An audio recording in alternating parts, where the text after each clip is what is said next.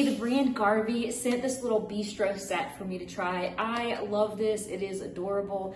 I set it up in my garage because it is freezing cold outside right now, so I don't want to set it out there, and I'll do another review once I put it out on my porch where it's going to be. But it just looks like springtime to me. I'll show it up close. It's got that nice like powder coating, so you can just easily wipe it off, but it is foldable, so all you have to do is just pull up on the back of the chair, and then you're able to just store this wherever you need to. It folds down. The table folds down too.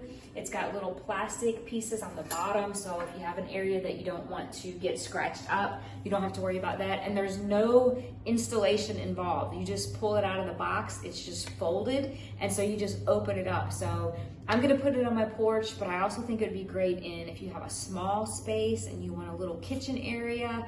I think that would work perfectly on a porch, on a patio. But I love the yellow. It's such a pretty color, and it just looks like spring and summertime to me, and I just can't wait. I love, love, love this.